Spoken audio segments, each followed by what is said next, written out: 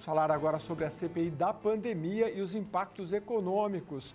Por 10 votos a 1, o plenário do Supremo Tribunal Federal decidiu, nesta quarta-feira, dia 14, a confirmação da decisão do ministro Luiz Roberto Barroso, que determinou a abertura da Comissão Parlamentar de Inquérito para apurar possíveis irregularidades na pandemia.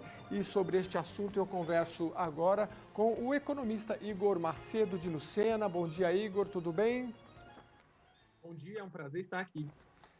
Igor, pois é, essa comissão agora, a gente já foi bastante noticiada, mas vamos lá, o que ela vai investigar? Bom, esse é talvez um dos pontos mais críticos da CPI, né? Toda comissão parlamentar de inquérito, em tese, ela tem um fato determinado e um período a ser analisado e que seus trabalhos também sejam focados em um objeto específico. De primeiro momento, a ideia era focar as responsabilidades de um sistema de má gestão do governo federal em cima da gestão da crise, focado especialmente na região de Manaus, né, onde a gente teve aquela crise do oxigênio e onde virou o epicentro do Brasil do ponto de vista da crise do coronavírus. Contudo, o presidente do Senado, Rodrigo Pacheco, colocou outros dois aspectos, investigando também os estados e os municípios, que de uma maneira inicial, e se a gente olha o regimento do Senado, não é possível uma comissão parlamentar de inquérito investigar situações relativas a estados e municípios. O foco deveria ser no governo federal. Entretanto, como os recursos são federais e foram alocados para os estados e municípios, há a possibilidade, assim, em tese, dessa investigação entrar pelo Senado, pelos estados e municípios, mas, de uma maneira geral, isso pode ser questionado ainda no Supremo. Entendi. Então, ainda durante a instauração desta CPI, porque sempre ela tem primeiro o presidente, toda a composição, o senhor acha que isso, nesse trâmite, ainda pode ser que a investigação dos municípios possa acontecer, né? Mas isso aí não pode ser objeto também de uma demanda judicial no meio disso tudo ou não? No Brasil, até o passado é incerto. Então, se isso vai virar uma demanda judicial, a gente provavelmente vai ver isso no futuro, né? Mas, do meu ponto de vista, quando a gente fala de análise econômica e política, essa CPI vem numa hora inócua, né? Dos países do G20, o Brasil é o único que está em uma queda da volta econômica, e quando você analisa uma comissão parlamentar de inquérito ser colocada agora, o que a gente vai ver é mais tensão nos mercados. Isso vai gerar uma instabilidade política ainda maior. A gente vai ver maiores conflitos entre o governo federal e os estados. Isso vai fazer com que o dólar tenda a subir. A gente pode ver uma queda da bolsa. Os investidores não sabem qual vai ser o resultado dessa CPI. Então, do meu ponto de vista, ela não deve ser colocada agora nesse ponto, apesar dela já ter sido... a gente já vai ver agora com a composição dos membros, presidente, relator, mas, de uma maneira geral, isso não vai ajudar a resolução da crise. Se eu pudesse dar uma análise de conselho do ponto de vista macroeconômico, eu deixaria essa CPI para um segundo momento, daqui a alguns meses, quando a gente já tiver a situação da pandemia controlada, mas, do ponto de vista econômico, essa CPI só vai trazer a situação complexa. E, assim, quando a gente analisa do ponto de vista prático e histórico, comissões parlamentares de inquérito que não tem um único fator a ser analisado, tem vários, e esse é um fato, a gente está analisar todos os 26 estados, a gestão dos 26 estados e do Distrito Federal, a gestão do governo federal e a gestão dos mais de 5 mil municípios. Então, existe uma máxima que é CPI que investiga tudo, no final não investiga nada. Então, a probabilidade de a gente não ter nenhum resultado prático é muito grande. Então, a gente vai criar uma comissão que vai investigar muita coisa, não vai ter um grande relatório final, e no final só vai trazer tensão econômica. Eu não vejo o ponto lógico nisso hoje. E a CPI tem prazo, então, de 90 dias, né? Pode ser prorrogado ainda assim ou só esses 3 meses? Ela pode ser prorrogada, ela tem uma possibilidade de prorrogação. Isso vai depender do embate político e do desenrolar dos trabalhos ao longo dos próximos meses. Agora, nós temos aí também a questão do orçamento público federal, né, que está próximo aí de ser aprovado. Você acha que a CPI pode impactar também na questão do orçamento, nesse debate? Na verdade, eu acho que sim, do ponto de vista político, aspectos que serão debatidos na CPI vão impactar fora do plenário no orçamento, claro. Mas dentro da CPI, o orçamento não é objeto de estudo. Quando a gente analisa do ponto de vista prático, que a gente tem um orçamento que não cabe no escopo do Estado, o orçamento ele superestima receitas e ele coloca despesas menores do que elas são. Então, na prática, a gente tem um orçamento que é inexequível. Sendo ele inexequível, ele tem que ser vetado pelo presidente da República e retornado ao Congresso para que seja feito um orçamento que caiba dentro do escopo do Estado, apesar da gente ter déficit. Mesmo com déficits programados, esse orçamento não é capaz de ser cumprido. De uma certa maneira, esse problema do orçamento envolve também o fato da gente não ter passado ainda uma reforma da máquina pública. Porque quando a gente fala da reforma da máquina pública, a gente fala da possibilidade de alterar despesas obrigatórias do orçamento baseado nas necessidades e baseados também na complexidade e na capacidade de receita da União, né? Então, como a gente não fez reforma, a gente está com esse problema do orçamento, a gente vai ter esse problema provavelmente até 2024, que é o último ano que a gente está prevendo déficit no orçamento. Então, a gente só vai ter um orçamento equilibrado, muito provavelmente, de 2025 para frente.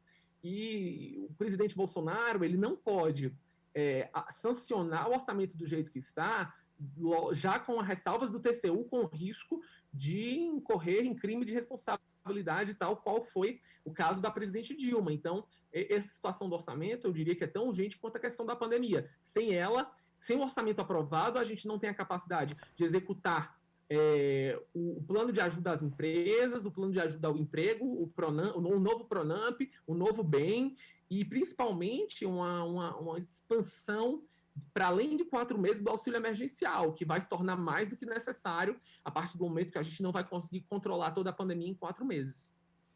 Como é que funciona a questão do olhar de investidores estrangeiros, né? Você já falou, mas queria que você acentuasse um pouquinho. Porque, vamos supor, o Brasil precisa, como qualquer país, de investimentos internacionais. O investidor, ele olha e essa questão política, como é que ele analisa? Ele pode falar, poxa, investir nesse momento no Brasil pode ter algum complicador. Tem, sei lá, Argentina, Peru do lado ali. A estabilidade política conta nesse momento? A estabilidade política conta muito, né? O investidor estrangeiro, quando ele vem para o Brasil, ele vem com 3 opções. Ele vem comprar títulos públicos brasileiros, ele vem comprar títulos privados brasileiros e ele vem investir em Greenfield, né? Que chama-se que seriam operações reais, você abrir uma nova fábrica. Mas tudo isso precisa de estabilidade política, estabilidade monetária, estabilidade cambial e, principalmente, em alguns casos, da possibilidade do Estado e das empresas brasileiras de pagarem suas dívidas. Ou seja, ele faz uma análise não só de como a política está se comportando, como o câmbio se comporta, não se ele está alto ou baixo, mas se ele está volátil ou não. Ele analisa as nossas reservas internacionais, que não são um grande problema, nós estamos aí no top 10 dos países com mais reservas, mas a gente está com uma volatilidade muito grande no câmbio, em grande parte, porque a gente não consegue ainda aprovar as reformas necessárias. Entretanto, o investidor internacional, ele analisa a razão dívida PIB do Brasil e a capacidade de pagamento não só do Estado brasileiro, mas também de suas empresas. Dito isso, tem um lado relativamente positivo. Por mais que a gente esteja programando um déficit nesse ano de 170 bilhões, no ano que vem, de 2022, 170 bilhões, a gente vai passar provavelmente de 200 bilhões nesse ano de déficit, mas a previsão é que nos próximos 5 anos esse déficit chegue a zerar. Então, para trajetórias de longo prazo, o investidor estrangeiro vê no Brasil um cenário positivo. O maior problema é que esse longo prazo não resolve os problemas brasileiros agora. Os problemas brasileiros são desemprego em alta, com mais de 14%, o nosso PIB ainda em baixa, e uma falta de confiança do investidor, até mesmo do investidor nacional, de investir no país. E sem investidores nacionais e internacionais, a gente não tem uma volta do emprego, né? Então, o que o investidor estrangeiro está analisando é como é que o Brasil vai se comportar agora nesse momento de crise, quais são os instrumentos de salvaguarda que vão ser implementados e quais as reformas que foram programadas, mas têm que ser realizadas. O outro ponto importante é que os investidores começam a olhar com mais afinco na questão ambiental, como o Brasil trata a questão do desmatamento, a questão da produção agrícola, e isso vai se tornar um outro ponto de grande inflexão para a gente continuar atraindo investimento estrangeiro nos próximos anos. Dito isso, a gente vai precisar realmente arregaçar as mangas, colocar as reformas em prática. A gente está precisando de um sistema de coesão nacional entre o governo federal, estados e municípios para retomar a economia nacional, e só assim a gente consegue voltar a confiança do investidor estrangeiro hoje. O investidor estrangeiro sabe que no Brasil, no futuro, a gente consegue se reorganizar, mas a gente está precisando resolver nossos problemas agora, né? E, dito isso, o investidor ainda vê o Brasil um pouco perdido nas ações. E um dos pontos principais que ele analisa agora é como está o sistema de vacinação, como é que a gente está vacinando a nossa população e quanto tempo a gente vai fazer a população vacinada voltar a reerguer a economia, trazer confiança para o emprego, trazer confiança para as empresas e voltar a uma certa visão de normalidade. Eu digo isso porque é o que a gente está vendo em países já como os Emirados Árabes, parte dos Estados Unidos, a Inglaterra principalmente, Israel, onde a vacinação já está ocorrendo com grande afinco e que a vida está começando a ter áreas de normalidade e uma certa volta da economia e da confiança dos investidores locais e internacionais. Você falou sobre as reformas. Você acha que a CPI vai ocupar um pouco desse espaço e dificultar também as reformas, né? Esse é um problema, né? Quando a gente cria CPIs, a mídia, de uma certa maneira, e com razão, eu não estou aqui criticando a mídia, estou só dizendo que é um fato, vai focar muito nos trabalhos das CPIs.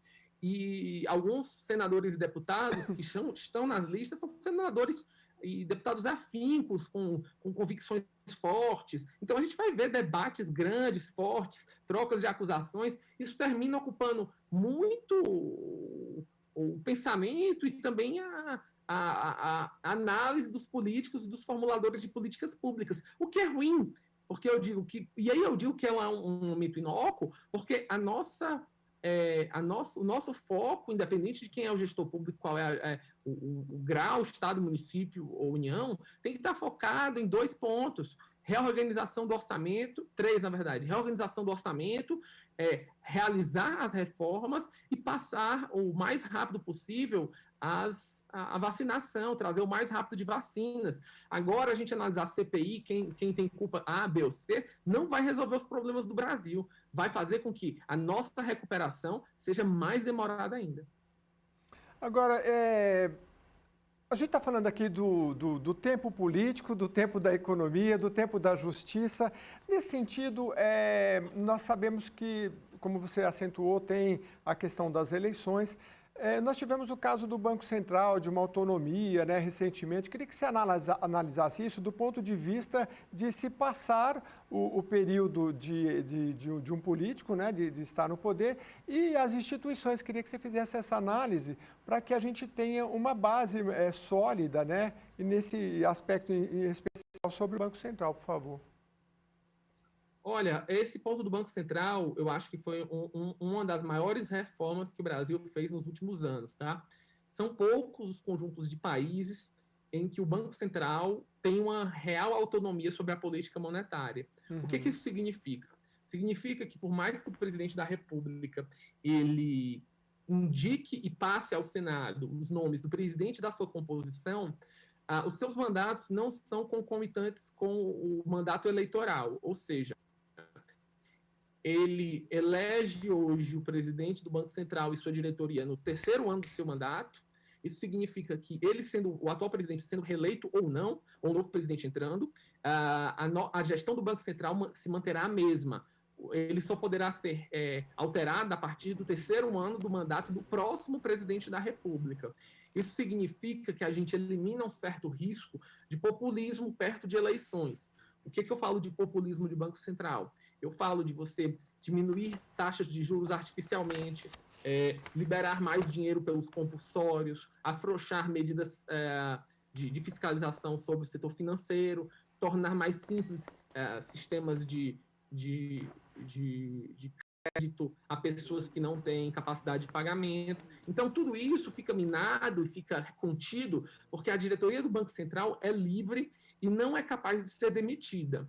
A demissão de um presidente do Banco Central e de sua diretoria seria por uma enorme incapacidade e seria quase um processo de impeachment que passaria ainda pelo Senado. Então, seria algo muito difícil, tendo em vista que sempre o seu corpo diretivo é composto de uma mais alta qualidade técnica e vem de grande parte do mercado. Então, isso significa que a gestão da inflação, ou seja, o controle de preços, o controle das taxas de juros e a manutenção do poder de compra é feito de uma maneira profissional e focado no longo prazo do Brasil, sem interferência de curto prazo. De fato, a gente faz uma divisão do que é a política fiscal, que é gerida pelo Ministério da Economia, e do que é política monetária, que passa a ser exclusivamente e independentemente gerida pelo Banco Central. Isso a gente tem no Banco Central Europeu, a gente tem no Banco Central Americano, a gente tem bancos centrais como Austrália e Nova Zelândia, que são pioneiros na independência da política monetária. Isso dá também para os investidores internacionais uma garantia de que a conversibilidade de suas moedas no real fica assegurada e que a atual política de preços baseada em câmbio flutuante, em metas de inflação e em superávites ou déficits primários, o chamado tripé macroeconômico, vai ser perseguida pelo Banco Central de uma maneira profissional e independente. Isso para o Brasil é fundamental, sendo um dos países do G20 e de uma das principais economias do planeta. Isso mostra maturidade monetária, uma das coisas que todos os brasileiros têm que se orgulhar. Realmente. Eu quero agradecer muito ao Igor Macedo de Lucena, economista, por essa análise profunda aí da questão econômica em relação à CPI da pandemia, que vai ter um impacto aí em todos os brasileiros. Muito obrigado pela sua participação. Muito obrigado, eu agradeço e fico à disposição da TV Alesp para próximas oportunidades. Muito obrigado, um bom dia para você.